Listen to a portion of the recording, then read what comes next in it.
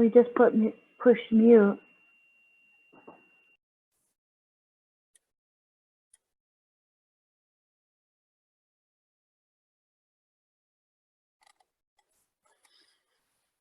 Well, welcome to all of those who have joined us. My name is Alyssa Merton, and I'm with the Oceana College Access Network.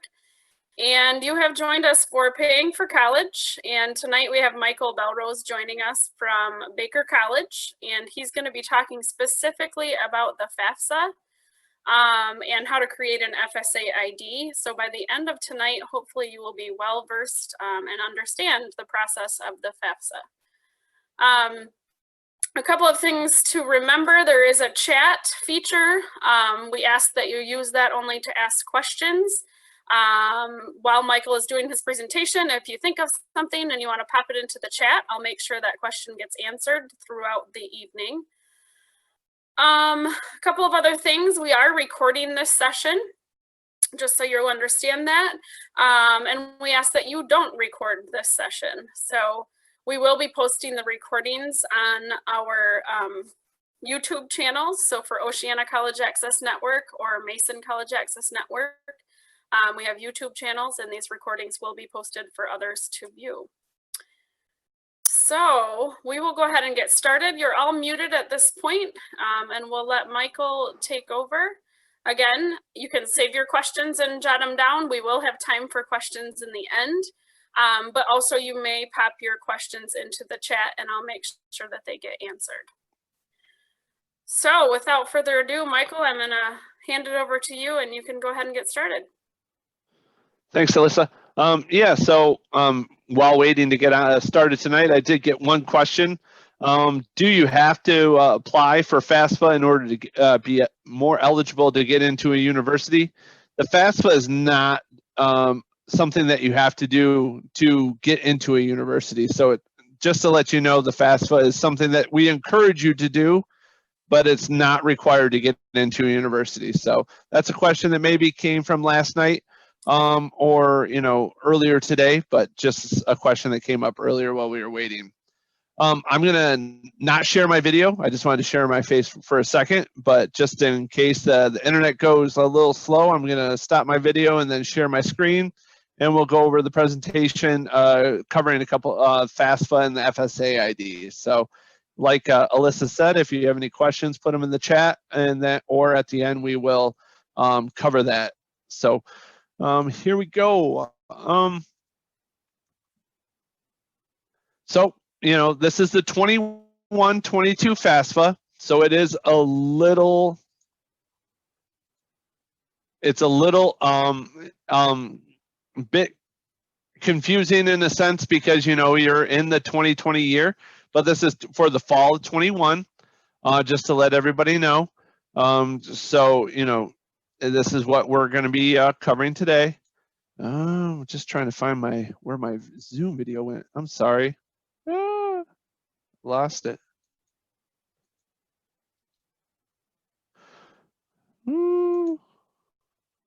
Okay, so what we're gonna start with is the FSAID. So both the student and at least one parent will need to complete the FSAID. And this is done at fsaid.ed.gov. I do suggest that all students and parents get this done first. In this way, we can at least use this aspect to make sure that we are signing into the FAFSA with the accurate information. The FSAID is used for more than just the FAFSA. It's used for your information for loans and for checking on loan information. And then it is used for each FAFSA each year continuing from now. It's good to write down this information to start with. It's good not to use your student email because your student email at one of your schools is probably going to be shut down before the end of before you're starting your schooling. So make sure you set up a new email to do this. But that's how that goes. So make sure you're setting this up out on fsaid.ed.gov. This is what the site will look like. So you will create a username and password, and then you have to confirm the password. And then you will go over to the next screen, which will allow you to put in your social security number, date of birth, your full name. You do have to set up security questions. They want you to confirm your phone number, your cell phone number, and your email address as well to make sure everything is okay. I don't like that I can't see chat. I'm sorry, everybody. There it is. Okay. Once you set up your FSAID, then you're able to go out and do the FAFSA. And as was discussed last night, if you were here with us last night, the FAFSA collects your personal and financial information. It confirms that you have the general eligibility. It calculates the EFC, which was discussed last night, which helps schools determine what you qualify for. And then all colleges that you put on your FAFSA receive this information. So that's important, for getting the FSAID set up. And it also is important, for getting the FAFSA done so that all schools, can determine what you qualify for. The FAFSA right now has been open since October 1st. It is for the 21-22 year. You must resubmit your FAFSA every year. For the current 2021-2022 FAFSA, you will be submitting your 2019 tax information. I don't know if this was discussed last night, but it is very important that, if you determine that you have any situations financially or, extenuating circumstances that have caused you to have less income, that you reach out to the institution that you're going to, no matter who it is, and let them know of this situation, as we are using 2019 tax information. Obviously, the pandemic and anything else that has occurred since then is not factored into that tax information, and you might qualify for a professional judgment. So make sure that you are reaching out to those institutions if anything has changed. The state of Michigan deadline for submitting your FAFSA is March 1st, which was probably discussed last night, but just a reminder, each institution might have a different deadline for submitting the FAFSA. So make sure you check with that institution to make sure that's submitted by that time. And to do a FAFSA, you go out to FAFSA.gov, and we'll go out and look at the FAFSA in just a little bit. Just let's cover these couple slides real quick just to make sure we cover everything. This is what the screen will look like when you get out the FAFSA. You'll be, if this is your first time visiting, you'll go to Start Here. That's where you'll be able to log in with your FSAID, or you can create an FSAID from that site. If you're returning for your second year, or if you have to make a correction, you will use the login function. And this can be done either on your mobile device for the first time or on your computer. The mobile device function that's out there does not allow you to make corrections, but the computer option does. So I suggest, if you have to do a correction, it's better to use it on the computer, but you can do it on a mobile device. When you're out in the FAFSA, there is a college selection screen. This is very important because for the state of Michigan, you need to indicate which school you primarily think you're going to go to as the first one on your FAFSA. So if you are in debate right now, it's very important. You get to list up to 10 schools within the FAFSA, that you list the school you plan on going to first, because that's the school that receives your state of Michigan information. If you qualify for the tuition incentive program, Michigan tuition grant, Michigan competitive scholarship, or any other kind of Michigan funding, the Fostering Futures, the Future Frontliners, all those different types of items, you need to make sure you list that school first on your FAFSA.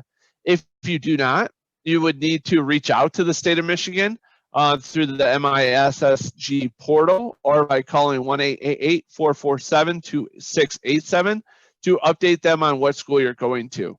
But when we go out to the FAFSA, just briefly here in a little bit, we can show you a little bit more. You have both, you can search via federal school code. So if your admissions office gives you the school code of the school you're going to, you can use that function, or you can search by state, city, or the school name that you intend to go to. So make sure that you're using all those functions when you're out there. And like I said, you get to list up to 10 schools on there, but it's really important to make sure you list the school you're primarily going to first. So if you're going to West Shore, MCC, Ferris, any of those schools that are in your locality that you might just end up going to, but you really want to look at the other 9 or so schools, make sure you list that school first and then list the other 9 schools later. You can always reach out later to update the state of Michigan on where you actually went to.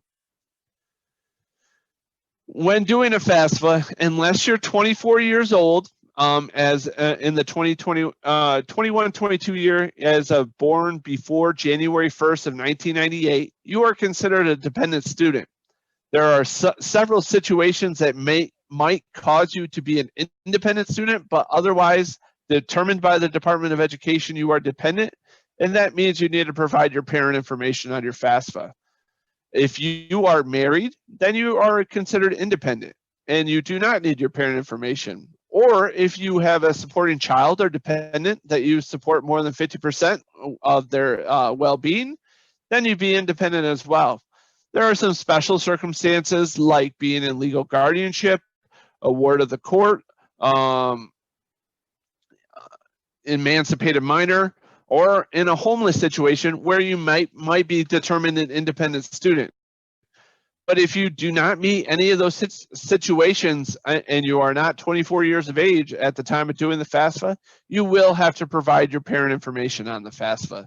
So make sure you have your parents with you when doing the FAFSA and that they have their FSAID set up so you can complete that with them. On the FAFSA, you will, when you get to the parent information, you do have to provide your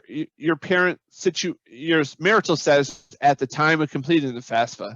So if your biological parents are not married, you may have to, select a situation where they're married or remarried with their new marriage date, where you have to list their month and year of their new marriage.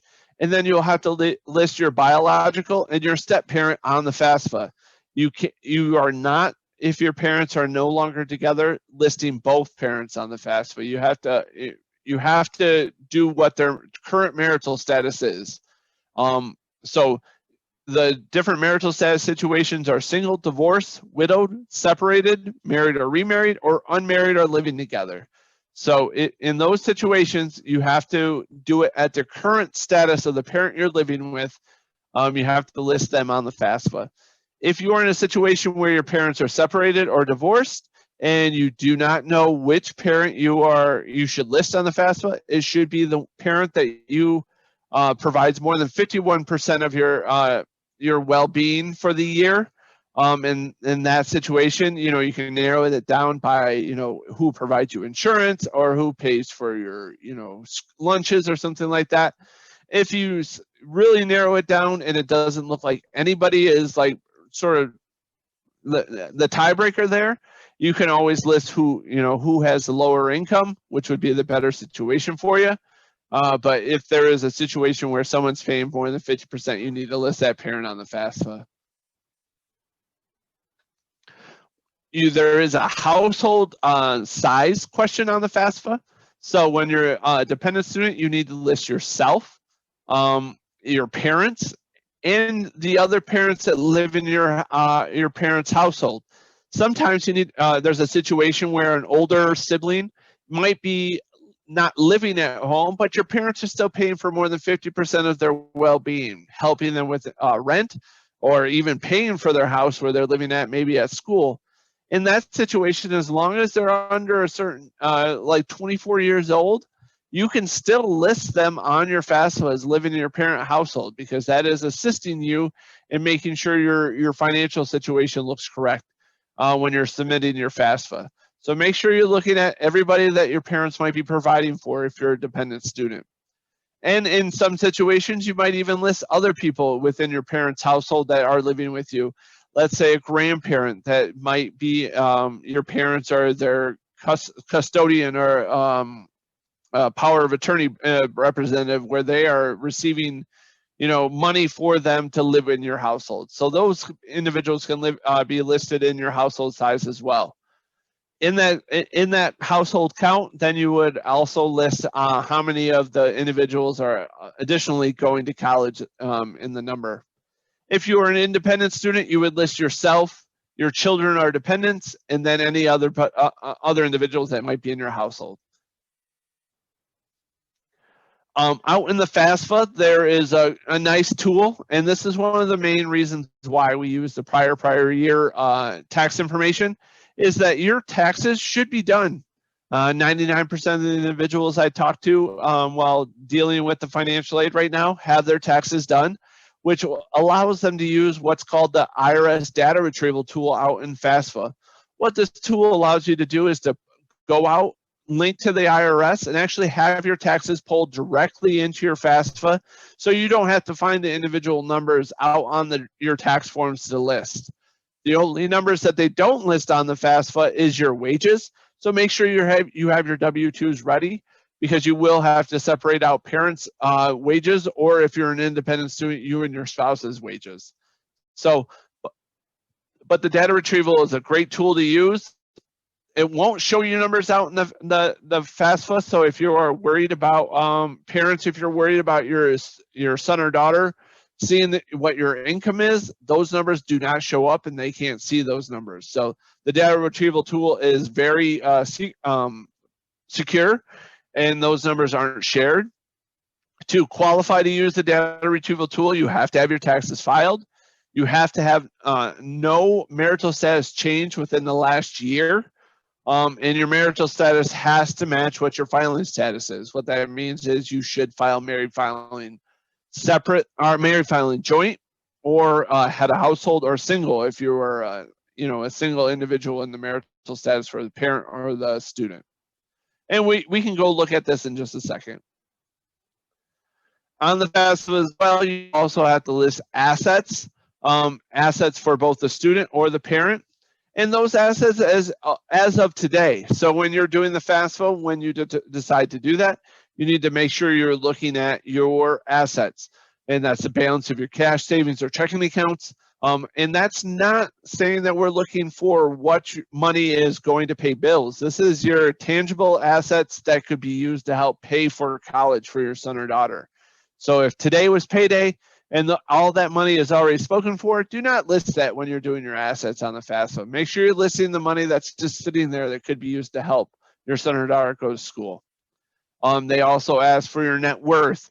If you have stocks or bonds that pay dividends or pay you interest, that's the kind of money they're looking for. They're not looking for your Roth IRA or your 401k.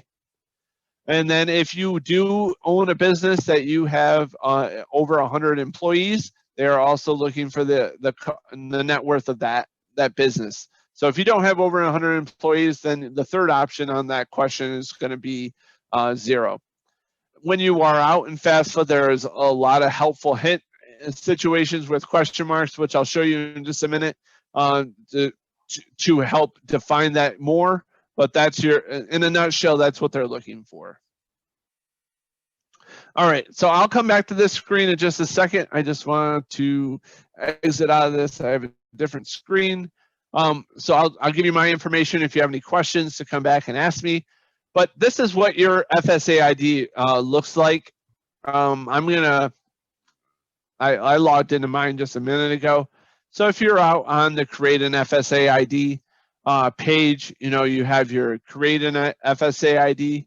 You also have a Manage My FSAID situation, tab. So if you are a parent that has additional children that have gone to school previously, you will use the same FSAID for the new student going to college. The student is the only one that needs to have a unique one. You as a parent can use the same FSAID for all of your students that are going to school. But if you forget your username or password, you can use this forgot my username or forgot my password on the Manage My FSAID out on FSAID.gov website. When you are out within the FAFSA, you can always use your username, email, or phone number. So as long as you verify those with your FSAID creation, you can use those when you're signing in. So you don't always have to remember your username. You just need to remember your password. So that's the website for the FSAID. So we're out in FAFSA right now. I'm going to log into my FAFSA. I have completed it previously, but we will log in and we can look through some of the screens and what they look like and some of the questions. So just 1 second here. So it asks when you're starting if you're a student or if you're a parent preparer. If you click on the I'm a student, it will show you the FSAID page, or if you click on the I'm a parent or preparer, you will sign in with your name, social security number, and date of birth. So I'm going to sign in with my FSAID. I don't think that's it.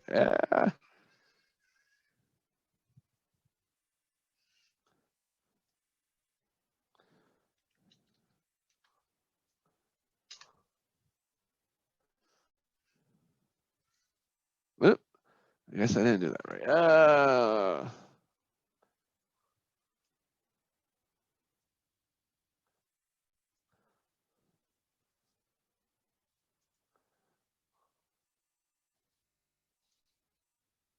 All right. You get a disclaimer when you get into your FAFSA, and then you get to a FAFSA declaration page. So my 2122, I have a correction pending. It has been submitted previously. I submitted it on the first day. When you get out to this page, it shows you sort of this, the information that's out there. If you need a SAW report, let's say for the community foundation up there in Oceana County or Mason County, the SAW report is something that they might need. This is where you would come back to get your SAW report, and you're able to get that PDF to send in. And I believe that's Wednesday or Thursday this week where you'll be covering, submitting that information in for that scholarship. And then you have your correction history or shareable folder. You have your application dates and all that. You have your FSA ID if there's any issues with that below. But otherwise, I'm going to go and just like start over with my corrections. You have a save key that you need to create. The save key is not anything that has to be very secure. It's something that you can go into with just knowing your zip code that you have on your FAFSA. So the pop-up is just because we're not going into the normal FAFSA that you would see out on your mobile device. It's going to look a little bit different because this is where you'd make a correction. You would see a screen that has pop-ups with these same links with the information, but it just looks a little different here. You don't have that. But these are the kind of questions for demographics that you have to list. You have to list if you're a U.S. citizen or an eligible non-citizen. If you're an eligible non-citizen, you do need to have your alien registration number to enter in. As a male, you need to register for selective service. That's this question right here. So if you're 17, you would answer no, but you would like to be registered. If you are 18, you should be registered by now if you are a male and you're listing male in the FAFSA. It does ask information about what high school completion you have, what degree you're doing in college.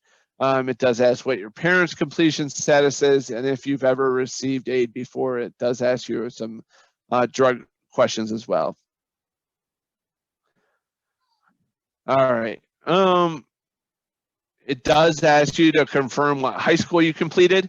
So to make sure that you put that in there as well and can hit confirm. And then we get to your school selection. So you are able to add schools onto your FAFSA. So if you need to add one, you can do the school code over here, or you can select the state. And let's say city. Let's go Ludington. And it will show all schools that receive Title IV eligibility in Ludington. If I hit search. For some reason, it doesn't list any in Ludington. Let's, Scottville. There we go. So we have to do Scottville to show any schools in the Mason County area. So you can add West Shore onto your FAFSA at that point. It will add West Shore. This will be the second option on your FAFSA. So, you know, in my FAFSA would show Baker first and then West Shore Community College. So when you go to the next page, it does ask you for your housing situation. You can select on campus, with parent, or off campus. This isn't like tying you into living on campus if you're going to a four-year university or anything like that. This is just for the awarding situations for the schools to use for you. So I'm going to put off campus for West Shore. After that point, it goes into the dependency questions. These are the questions we sort of talked about, where they're going to be asking if you have children, were you born before 1998, were you a veteran of the armed services, are you in legal guardianship, those types of questions. If you answer yes, they will not ask for your parent information in the following screens. If you answer no, then they're going to keep asking you questions until you answer yes or no, and then they'll ask you to confirm your parent information later on. It does ask you if you don't want to add your parent information to the FAFSA. If you don't add your parent information on, then you would be potentially qualified for unsubsidized loans, but you won't be qualified for any grant eligibility. So make sure you add your parent information on if you're an independent student. I'm going to hit will file. It's not going to let me, not going to file. All right, it's not going to let me do that here. So let me go make a fake FAFSA real quick, just so I can show you what it looks like when you're trying to do your FSAID. If we have a couple minutes, Alyssa, is that okay, or are we close to wrapping up? No, that's fine. Okay. Go ahead and keep going. Okay, I'm going to log out and then log back in real quick just to show you what it looks like when you're doing the IRS data retrieval. I'm going to create John Doe here. So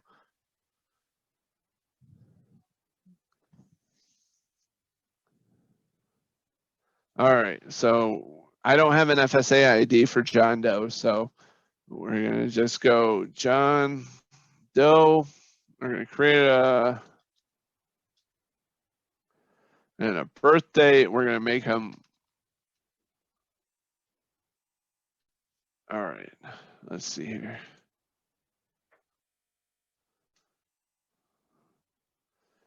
All right, I don't think I typed in enough numbers. 1, 2, 2, 2, 2, 2, 2, 2. All right, there we go. So I'm going to start a 2021 FAFSA, do the save key again.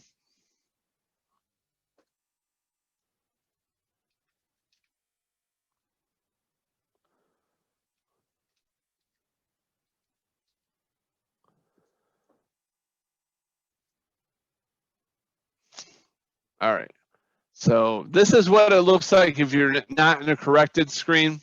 It's like I said, it's the same links that you saw in the correction screen, but that's just what it looks like differently.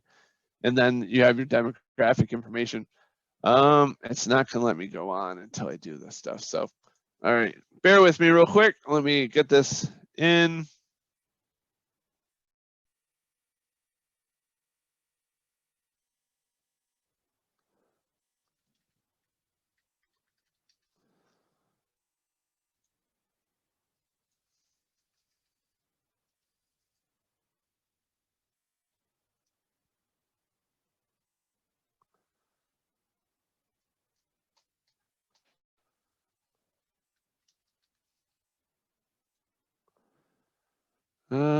Yes, I'm a citizen. I have lived in, and they ask you if you lived in the state, Michigan for that long, just because they want to make sure you qualify for the state of Michigan grants.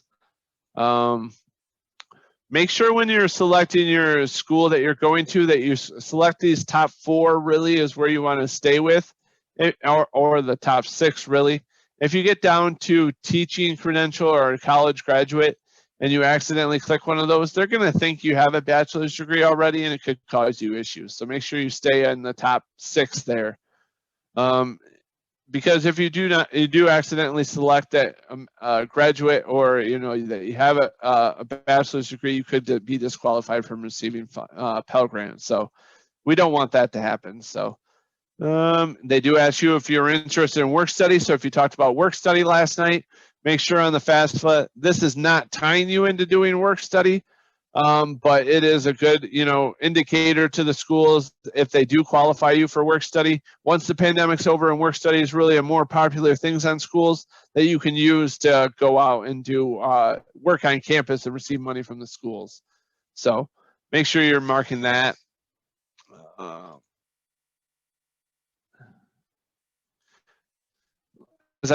The selective service, if you're a male, if you mark no that you're not registered with selective service, it allows you to register with selective service once you're 18, and they'll automatically register you. I'm going to mark that yes, so we can move along. You do not necessarily need to have your driver's license number in there to finish your FAFSA, so if you don't have your driver's license with you, you can get that done without it. These highest school completed by your parent is more of a question for other states, but it doesn't really apply to the state of Michigan. So it's about, it's basically for first-time students. Unfortunately, the state of Michigan doesn't have a first-time college student grant or anything like that.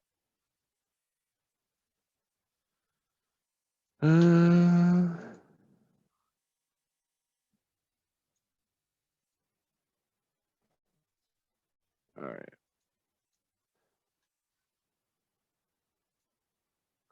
All right, and I know the school code.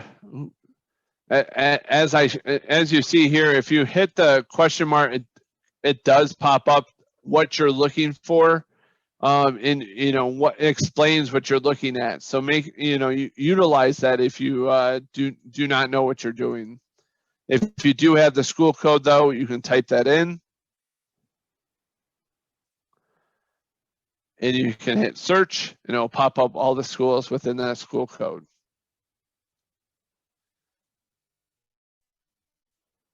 All right, and then the dependency status, it'll ask me my marital status.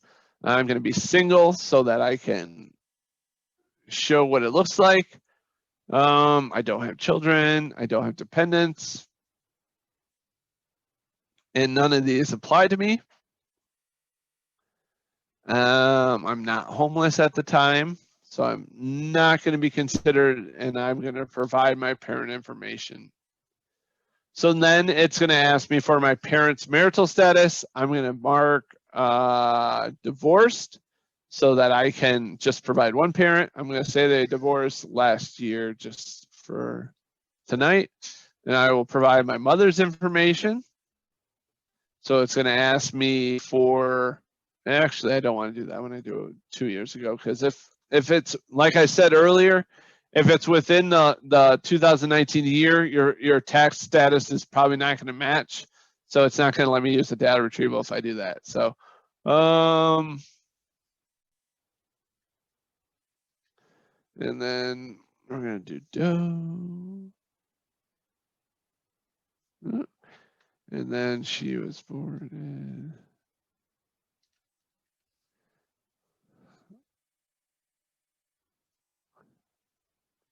All right, almost there, just to show you what it looks like real quick. All right, so now it'll ask if your mother lived here. You mark yes. Now it's going to ask you to make your household size. So it's you, your mother, and then if you have any other siblings, I'm going to put 2. It will add these up down here. This is your number that's official in your household. Dependents 0. Then how many in college? You can put 1. And then you can move on. It's going to ask for your what if your mother has completed their taxes. If you put already completed, then you can go to what type of tax return they filed. So they really narrowed down the types of tax returns in the last couple of years. So it's probably an IRS 1040. And then your filing status as a parent with children, that's single. You probably want to put head of household. that will allow you to use the link to the IRS. And then it will pop up and let you type in your FSA ID or create your FSA ID if you have not then. And then it takes you to the IRS data retrieval, and it will let you come back in. Really, that's in a nutshell what it looks like out in FAFSA. At the end, you'll sign and submit. If you do have multiple students out there as a parent, there is a function out there in the sign and submit section that lets you go back in and complete your other children's FAFSAs at the same time, where you don't have to put in your information necessarily. You just have to put in your other students' information. So make sure you utilize that. You do have to do student financials as well. I do see a question here from I'm the mother.